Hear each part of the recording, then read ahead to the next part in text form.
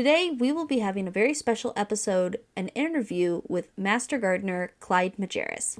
I met Clyde at the 2025 Homesteaders of Iowa Expo in Ottumwa, Iowa, the last weekend of February. And Clyde was just so sweet, so generous with his time to share with us.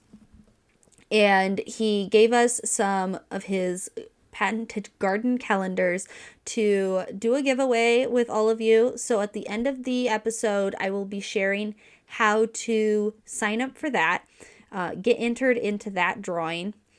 And I have 3 of them to give away. I'm super excited about it.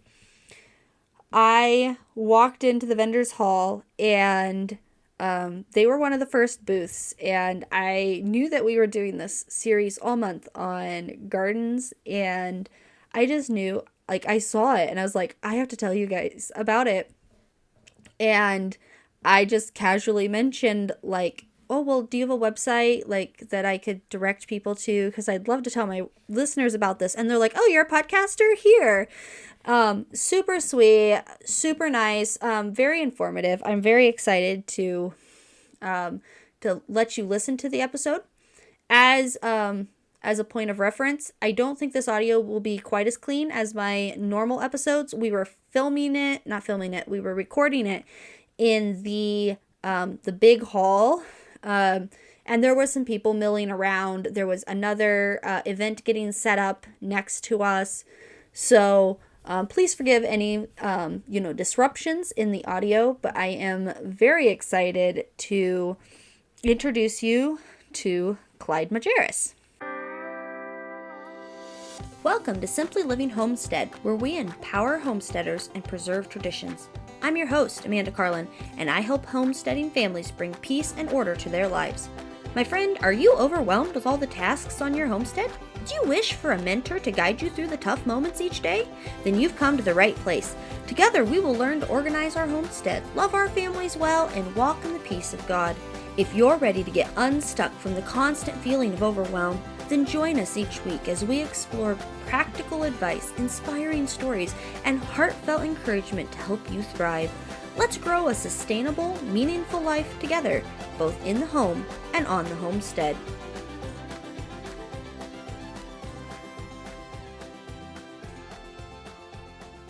How big a farm was it that you grew up on? It's 60 acres. Okay. But the garden honestly was like a quarter of an acre. That's a big garden. It was big. Mm-hmm. It was massive. We were feeding my family of 5 kids, 2 parents, my grandparents, and their son, my aunt, and then 3 great aunts. So the things that I was talking about in the class, that you can generate a lot of income, is really, that's true. Yeah. Absolutely. Mm-hmm. We saved so much money. We were broke. We were poor. We really were. Mm-hmm. And it was just something that when we would put that garden to use, we saved a lot of money. Well, that's kind of what I tell people, is that you're not realizing how much you're missing. In order to have $4,000 to spend at the grocery store, you have to earn at least $5,000 just to pay taxes. Okay? And you got federal taxes and state taxes, and you have taxes, sales tax when you go to the store. But there's even an additional aspect that I don't always mention, and that is to earn money, you have to have clothing. Yep. You have to have automobile. Yeah. There's a lot of things you have to have, but to grow food, it's very minimal. Yeah. I mean, you need a yard, you need some seeds, some hand tools, and some elbow grease. Yes. Yeah. And then you've got it. I'm pretty sure that I'm bringing in about $4,000 worth of groceries each year, and we can quite a bit and make salsa and freeze quite a bit of it so that it extends it. Mm-hmm. And then we've learned how to eat things that were not really part of our original diet. I didn't even know there was such a plant as Swiss chard or arugula. Right. And now they're part of our salad greens. Sure. Yeah. And we've learned how to eat some Chinese vegetables or greens that I had never Jijimasai and bok choy and pak choy, and really gotten a lot of benefit out of something that's called a Hilton cabbage. It's a Napa cabbage. Mm-hmm.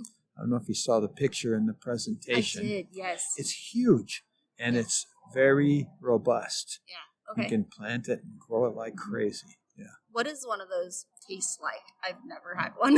It's like a little bit of a cabbage tasting, but very mild. Okay, sure. And on the inside, the leaves are yellowish and they're sweet.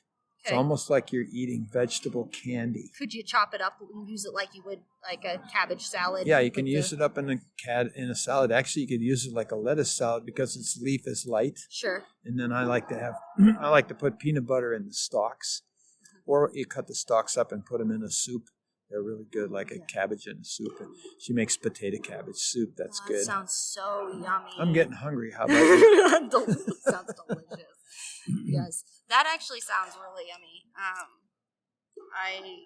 I like cabbage. That's something that I've personally had to acquire a taste for. Well, it takes so long for cabbage to grow up to be anything that's. Well, that's true with arugula. It has a peppery taste. Okay. And the first time I ate it, I thought, But then I tried it a couple more times and I started liking it. And that's what they say about people who eat watercress. It's a strong peppery taste. Sure. But then after they've eaten it, they want more. A little bit like hot peppers, So. Well, what would you say to someone that's just first getting started? They've never put a garden in of any kind on their property. Well, nowadays, first of all, if you're going to have a garden, it is going to save you money. Don't give up. But there is a little bit of a learning curve to go through. But nowadays, you can go online and you can watch videos about almost anything. Yes. You can learn a lot faster. Oh, yeah. I do bow hunting for deer, and I broke the D string on my bow. That's the string that you put your arrow into. Yeah. And I did not know how to tie the D string. I went online. In 5 minutes, I learned how to tie the D string, did it, and burned the string so that it was safe for me to use. Yes. Well, almost anything in the garden right now, you can go out online and you'll have blogs and videos, YouTube videos to explain it. So you can learn this way faster than you could even 15 years ago. Yeah. Oh, yeah, absolutely. And if you're going to have your garden, look also for an older gardener. I mean, why should we waste all the mistakes that the older gardeners made? Yes, Let's absolutely. go talk with and older gardeners are so happy to help you learn. Okay? Get a buddy that you can call and ask questions, an older guy or someone who's been experienced with it for a while. Yes. And between YouTube and your older guy, your likelihood of making errors now goes down. You're not going to make as many bad errors. Oh, yeah, absolutely. And even if you're thinking of doing something impulsively, look it up and learn a little bit about before you take the step. Yes. Yes, this weekend one of the ladies was like, we lived in town, like tiny, I think they had like a garage, and that was about all they had, and they saw a Tractor Supply and just spontaneously got chickens. Like that was how they started homesteading. Was she's like, let's just go get chickens, and like they weren't allowed to have chickens. Like, so they get a crash class. They crash classed it. Yes. Yeah. So probably, other things that I would say to new gardeners would be the soil is way more important than you might think. Okay. And getting a soil test and finding out if all the elements necessary for growing your vegetable garden are in the soil. And if they're not, you'll be so glad that you got the test done, because you don't want to put all that work in and then find out it's not producing and I don't know why. Do the soil test afterwards. Yep. Guess what? I've done that. Okay? Yes. So get a soil test. It's only like $20 or $30. You only need to do it once every 3 or 4 years. $10 a year, that's worth it. Oh, yeah, absolutely it is. And find out what your soil needs, and then go an extra step and call the man whose name is on the soil test, the guy who did it. talk to him about how you can amend the soil. Learn from him. Those guys are sitting at the desk waiting for people to call them. And they have learned so much about the gardens. And they'll be glad to speak to you. The guy I called, he was delighted to speak to me, and he helped me understand. There's some things on the test like acidity level. Well, how do you change the acidity level? If it's too high, you've got to add a base and lower the acidity level. If there's not enough nitrogen, what's the best source of nitrogen? Maybe you want to use an organic source. Ask the guy, what's a nice organic source? There's a number on the soil test called the cation exchange rate, and that tells how the electrical charge of your soil. And if it's not right, everything that you add to the soil will rinse out. So learn a little bit about that. How do I improve the cation exchange rate if mine is below 8? It should be between 8 and 12. And look around your area. What's a good source of organic material that's decomposed that you could put on your garden? Yeah. Because organic material is very important. You need between 3 and 5%. And the soil test will tell you if it's there. Yeah. So get a good start by getting a soil test. And then, let's see, another thing I would tell them is you want to get a flat surface for your garden, but not a surface that has pockets in it that collects water. Okay? That makes sense. So it doesn't run off. Then when you put your rows in, make your rows north to south so that you can take full advantage of the natural arc of the sun, which is a southerly arc. Plants don't do well if they're shaded, and so you're minimizing the shading that will happen. Put your tallest plants on the north side of your garden, so that they're not shading anything. Yes. I took notice of that this last year, that I noticed the sun wasn't straight up. And I was like, oh, it's like literally towards the southern direction. That's the way it is, even in the middle of the summer. Yep. And the other thing I noticed was there was one year when we were younger, we planted the corn on the south side of the big garden. That was a mistake. It shaded everything. That was a mistake. Everything that we tried planting in, I think it was, I don't know, it was like 10 feet or more, like next to the corn, did absolutely trash. Yeah, there's only one kind of exception to that, okay? Let's say that you do have your rows north to south. There are certain crops that do better if they get a little bit of shade from the terrible afternoon heat. I kind of wish I'd said this in the class. I forgot to, like broccoli and cauliflower will do better if they get afternoon shade. Okay. So if you're putting up bean lattice in and it's over your head, put your broccoli and lettuce on the east side of it. Okay. And that way, broccoli and cauliflower, on the east side of the lattice. And that way in the afternoons, it doesn't have to bear that terrible heat. It'll still produce for you really good. I've had it do it. I've done it this way. Yeah. Works great. Yeah. And, we've always struggled with like broccoli and cauliflower in our garden. And like listening to your class and then some of the things that you've said here, I'm like, okay, we definitely will be running everything north to south. Like no questions asked, always. My family always ran it east to west. That's how the garden was always set up. That's how we always grew it. Rut-row. Yeah, rut-row. The other thing was you mentioned the organic matter and then mulch. Yes. So let's talk about that a little bit. One, I have really easy access to wood chips, like wood shavings, and I am finding out this weekend that that's probably not a great thing to be using in the garden. It's not bad if you use it rightly. Okay? Wood shavings, if they're down in the soil, they start to break down, and they rob the microbes that are breaking the wood shavings down are robbing the soil of nitrogen in order to do the process. So what will happen is if you mingle wood shavings with your soil, it will basically make your garden unproductive for 2 to 3 years. But if you use the wood shavings on top only and don't mingle them down in, then they make a great kind of a mulch that'll keep the weeds out and hold the water in. So it's just how you use it there. Sure. You have to take extra care. So if you feel like you're going to be a little bit more careless, maybe don't use them. But mingling wood in small little chips of wood into your garden, you would think it would be great. Mm-hmm. And I think it is over a 10-year period. But the immediate years after you mingle it, there's no nitrogen in the soil. And it's hard to tell that. That would be kind of the same if we dumped wood chips or wood shavings into like compost, would probably be pretty much the same? Well, let's say that you compost it to the point where it's turned into black crumbles. Then it's not. Then I'd say you can mix that with the soil. Right, but it might take longer for it more than the 3 turns or 4 turns or whatever. They take a while to decompose. Wood chips, especially oak. Okay. And don't use walnut. Okay. Because walnut has a poison in it. Sure.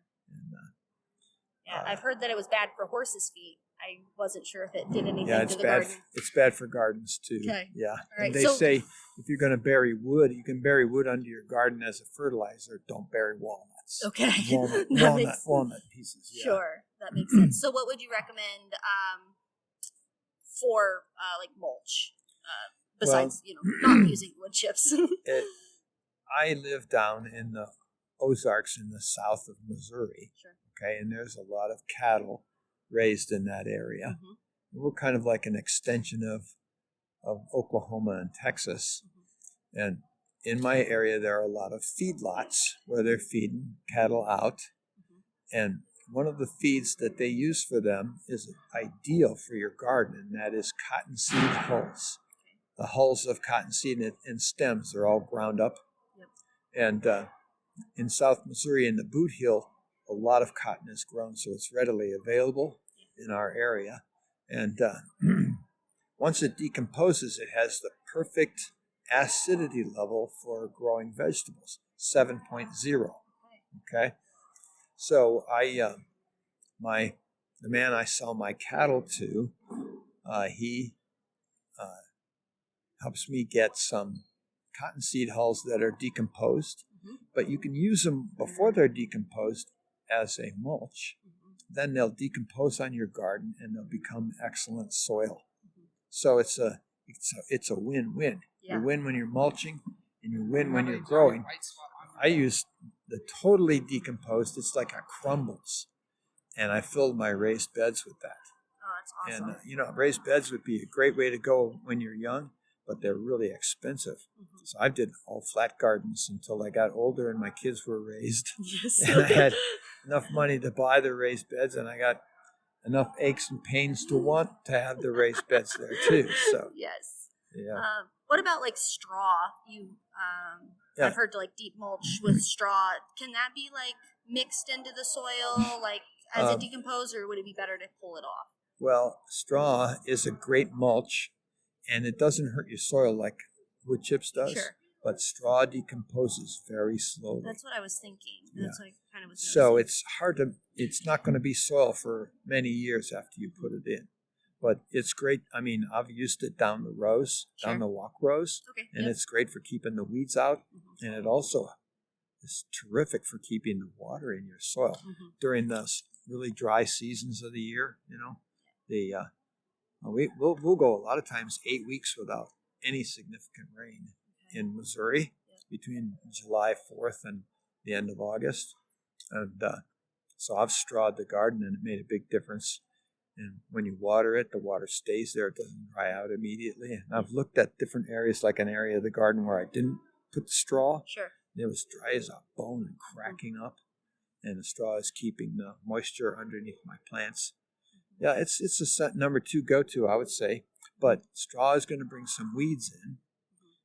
So far with the cottonseed hulls, I haven't seen a lot of weed problem. Yeah. Sometimes I'll have wheat growing in my garden the year after because I had straw. Yeah. What about, let's organic matter. Horse manure, always heard that's the best thing. It's really good. What about other kinds of manure? Except try not to get horse manure that came when the horses were being wormed. Sure. That way you stay away from it. Other forms of manure, all of them need to be aged Otherwise, they're too acidic. Okay. But goat manure is really good also. And I'll bet you that your local goat farmer would be delighted to have you clean his barn out for him. Yes. Yeah. Speaking as a dairy farmer, if someone was like, if I can clean out your stalls, can I take it? I'd be like, yes, please. Yes. Please do. I'll even help you. Yes. I put pig manure on my garden one time. Boy, it grows really good too. But it's dangerous because it is very acidic. And you have to be careful not to put too much of that on there. Yeah. Chicken litter is good too if it's had a chance for aging. Sure. But the problem with chicken manure is now you're introducing seeds, and some of those seeds might still grow. Yeah. So, if you do a compost area and you get the compost to come to heat like it's supposed to, the microbes will bring the temperature up to where it kills all the seeds. So like 140 degrees the compost pile gets. Then it's killing all the seeds. Everything turns into crumbles. It's wonderful for your garden. How about if I ask you a question? Yes. Go ahead. So you were raised on a milk farm, right? Not really. I'm milk farming now. Oh, you're milk farming now. Yes. Okay. Yes. Yeah. We didn't have a whole lot besides cats and dogs and a few chickens when I was growing up. So are you aware of what happens if you put cow manure on your garden? I couldn't say definitively. It's not a good idea. Okay. The cows will eat all kinds of grasses, and they eat their seeds too. Yep. But the seeds pass on through. And I made the mistake of putting cow manure on my garden. It was terrible results. Okay. The weeds were uncontrollable. And so if you're going to use cow manure, you want to make sure that you've put that manure through a full composting process where it got hot. It got hot. Then the seeds are dead. Yeah. Now you can use it. Now, compost, as it turns out, cow manure is like one of the best things you can use for tomatoes. It has just the right nitrogen level and elements for tomatoes. But if you're going to put it on and it hasn't been aged and it hasn't been composted, you're going to need to fight some weeds. Be ready to fight some weeds. Yeah. That you saying that makes me wonder if that's what happened to our garden. We have been fighting an absolutely excessive, aggressive, grass weed. It is so bad. I am ready to abandon the plot. I can't get rid of it. It's everywhere. Describe the grass to me. So it is very it's thick. How tall is it? If you let it go, it can get at waist high or higher. It almost looks like rye. And it will not leave. We rip it out and it comes back. How thick are the stems? The thick stems, the round ones, are 1/4 inch. Yeah. Yeah. We have a grass like that down by us, but it gets over our heads. Okay. It's called Johnson grass. Okay. Is that what it is? I don't know. I should look it up and do some picture comparison. Well, it's bad. Let me ask you this. If you dig down in the garden, do you find some white tubers, they call them rhizomes, down in the garden? That the grass would be. The grass is growing up out of those rhizomes? When I pull the grass out, it pulls out a lot like grass, where it's very spindly roots, but it's very thick. Okay. It's a very thick clump, and it'll take everything with it. That wouldn't be Johnson grass. Johnson grass has white tubers. Okay, I'm not really remembering that. You can't get the Johnson grass out of your garden because you pull the tubers and they break off and they continue to grow. Right. It's a nasty, nasty stuff. mean old, nasty, wicked weed. Yeah. Now, I'm not sure what you've got there, but I can propose a couple of solutions. I would love to hear them. Okay. If you can stand to have just a fall garden next year, get a piece of tarp that's as dark as possible, black. Sure. Okay. Yep. And stake it down over your garden. Okay. And especially have it staked down as tight as you can to the soil. Put some rocks or bricks on it and let it cook in the heat of the sun in June, July. Okay? Then take it off middle August. And what will happen is all the seeds and plants that are there will be cooked by the sun to the place where they've died. Yeah. Okay? Now that what you have is a sterile, and it's sterilized in terms of microbes too. So it needs a little bit of time. And you don't want to dig deep because the sterilization only went about that deep at 2 inches. 2 or 3 inches. Yeah. So you don't want to go dig in there, but there won't be anything growing there, but just a stray, this or that could get a little light. And now start your fall garden. Okay. And plant on that, and what you'll find is a large percentage of the weeds are gone. I forget what they call it. It's a sun cook or something like that. And basically you're using the heat of the sun to destroy the life of the plants, and the microbes will come back real quick. As soon as it rains and you take the sun off, they'll start coming back. Yeah, and that's what you need in there too. And then mulch pretty heavily. Okay. You don't have you a nice fall garden, and my guess is you won't have near as many problems with it. Yeah. Can you plant beans in a fall garden? Yes, you can. Yes. Especially if you're planting in mid-August. Sure. Yeah. Okay. And plant a shorter. Don't plant pole beans. Yeah. Plant your bush beans. Yep. Because the pole beans take a lot longer. Yeah, They produce a lot more. Right. But they take a lot longer. So pole beans would be a spring planting. Sure. I'm still picking pole beans in November. That's cool. And right before the last killer frost. Yes. Covered them up, and then they say it's going to be a really killer, and I run out there and pick the pole beans off the plants. Yes. Well, that might be a really good transition to talk about the calendar that you created. Okay, sure. Yes, I've created a vegetable planting slide chart that works all over the country. It's called Clyde's Garden Planner. If you Google it, you'll find it, and you'll see that there's videos about it. And we'll have it linked below. Okay, that's good too. Yes. And what you do is, and I know you can't see it here, but I'll hold it up for you to look at. And you can hold it up for them. Sure, okay? I can do that.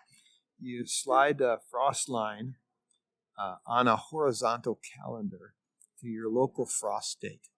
So that means you have to find your local frost date, and I do provide local frost dates for the United States along with the calendar, the slide chart. Yep.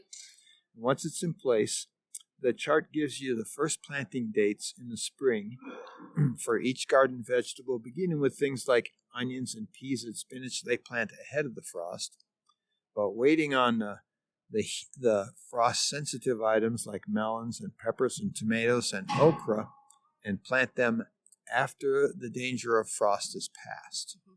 The chart also gives you the indoor seeding dates so you can save money by doing your flats in the house on the windowsill, which is a great thing to do with the family. The kids are all watching things grow up. I remember we used to grow some grass in a cup and put a smile on it like it was hair, Yes. And, but this will save you bucks. Like, think about this. You go to Lowe's to buy your tomatoes, and it's almost $5 a plant. Yeah, it is. And for $5, you can buy a packet of seeds and grow 30 plants. Right. And you just start them in the house. Why do you start them in the house? Well, some of these things have long growing periods. They're from Africa. Okra is from Africa. I think it came over. We love that. Oh, we love okra. I think it came over with the slaves. Okay. Yeah. And tomatoes are also a plant from the southern regions of the world near the equator. So if you don't start it early enough, it's not going to have enough time to produce a fruit. The chart gives you the indoor seeding dates and the outdoor seeding dates, transplanting dates. It gives you the expected harvest dates. Then it will tell you how much seed you're going to need for a 10-foot row, the planting depth for each different kind of seed, the distance between rows and between plants, the sunlight required. Some things require full sun and others just a partial sun. The minimum soil temperature for germination. A lot of people will plant their seeds too early, and now they didn't germinate. They it was too cold. The soil was too cold. The expected yield, like how many pounds of green beans will you get from a row? If your family wants to can beans, you probably need to know how many rows you're going to put in. Absolutely. And I also have the natural companions listed on here. And it gives you planting for both spring and it does for the fall. You can flip it over in your pictures, okay? Slide it to your last planting date, last planting week to have a nice last frost date. Mm-hmm. Yeah. So it's very helpful. I was only just trying to provide something for my own family, and it dawned on me if it would slide. And now lots of people are using it all over the country. Yes. And I'm very happy I've seen this that. weekend, like lots of people carrying it around. It was one of the first things I saw when I stepped into the show, and that's actually how I got you on the podcast. You agreed to come on, and I'm very thrilled about that. Let me ask you a question that's related to this. Sure. How many people do you think out of 100 are on a farm? Probably not very many. It is. You're right about that. Let's take a guess of 2. Oh, that's pretty good. It's 1.6. Okay. I can't believe you knew that because most people don't know that. Okay. That means the knowledge of farming and including gardening is very limited. Yes. In our nation. Yeah. Lots of people couldn't grow very much. They might be able to grow peppers and tomatoes. Yes. But they really couldn't. They don't have the knowledge to grow. So it's turned out that the chart is helping people to expand what they're growing. Yeah. Okay. And learn how to do it. And that was not my intention. I was just trying to learn it myself. And I was learning in manufacturing how to bring in product at the right time in order to ship it so it didn't sit around. And to do that, they use a program called MRP, Material Requirements Planning, and it's a horizontal calendar. So I took the calendar home and I listed my vegetables on it. My wife was pregnant, so I put a score line at June 10th when the baby was going to be born. And I put a score line for my frost. And then I realized after I got them ordered correctly that if it would slide, a lot of people could use it. Yeah. So I sent it to copyright and I had some printed. And then I got really, really busy for 9 years. That's life for you. 9 years later, I pulled it out and had some made and put it on the internet because the internet had come. Yes. Okay. And so now we've sold over 500,000 of them. Wow. And I think it's going to continue to grow because I'm sure it will. There are many people who are concerned about the political setting and they would like to have some fallback position to be able to take care of themselves if things didn't go so well. Yep. And also, a lot of them were like me. I was just looking for a savings. My kids, 6 children, were eating me out of house and home, and I had very little discretionary funds. Yep. And I discovered that the garden was really saving me a lot of money. So I believe those 2 things are what's driving that. People want to have a little more self-sufficiency, and it's a good way to save some money. Yeah. And so then the chart comes with a listing of frost dates for the United States and Canada. And so you can you can send one to your sister in Seattle, your brother in Boston, your cousin in Canada, or your lover in Louisiana. Oh, that's so funny. Oh, I love that. Well, if you too would like to get your hands on this, I will have it linked below. We're also going to do a giveaway. Yeah, I'll give you 3 of them to give away to your listeners. Yes. Yeah, good. So we'll have the information on how to sign up for that giveaway and get entered there. But if you want to get your hands on it faster than that, I totally recommend it. I bought a couple extras myself because I want everyone in my family to have them. And I'm very excited to learn more using the calendar. It's going to be a big asset to me and my family as we do some amendments to our garden and get some more things figured out. That's good. Yes. Well, that was the goal, right? That's the goal right now. It was just a hobby, and I was selling it. And then the company that I worked for was sold. I was doing industrial engineering for them. It's time and motion study. And so they walked me out with 100 other people. So I decided, well, I think maybe I'm going to see if people would like to buy the chart. Yep. And surprisingly, they did. Yep. And I have 60-acre farm, about the same size as, and I was able to pay off the farm. I love that. And pay off my equipment. So the chart has been very good to me. Isn't that what they think? I said, baseball has been very good to me. And I think, that a lot of the folks that are talking back to me are saying, this helped me a lot. Yeah. So I really expect it to be beneficial to me. Yeah. Well, thank you, Clyde, for coming on and talking with me today and sharing your calendar with us and your time with us. I do appreciate the time you spent with us. And I thank you very much for telling folks about my product. And I do hope that your people would really get a benefit from it too. Yes, I'm sure they will. Thank you. Thank you so much for listening to this episode with Clyde Majerus. You can find Clyde linked below. I have his website linked below. If you want to get his garden calendar, it's linked below. But you can find Clyde at clydesvegetableplantingchart.com. So how do you enter to win one of Clyde's really cool garden planners? Well, there is a link down below in the description of this episode. Go ahead and click that. Everything will be listed there. All of the information that you need to fill out, find, will be listed there. All the terms and conditions, all the legalese will be there. But it is going to be very straightforward. You need to sign up for our newsletter and fill out a super short survey. I think there's like 5 questions on it, maybe. So that's all you have to do, and you'll be entered to win.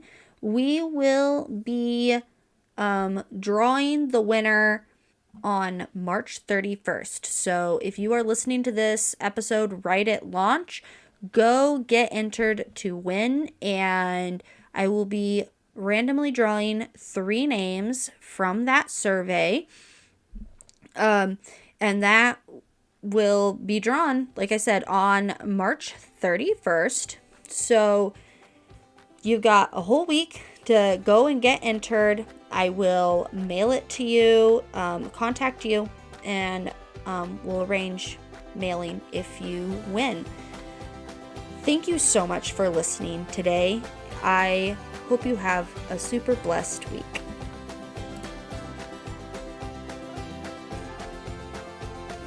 Well, neighbor, before you head out, I just want to say how much I've loved spending this time with you. If you too enjoyed our time together, don't forget to give us a follow and leave a quick review on your favorite podcast player. It really helps more women like us find their way to a simpler, more joyful life. And hey, if you know someone who'd enjoy this episode, why not share it with them? Let's keep growing this circle of encouragement together. Oh, and don't forget to join my email list. I've got some free printables and weekly tips waiting for you to help you live a purposeful, balanced life, one rooted right in the heart and home.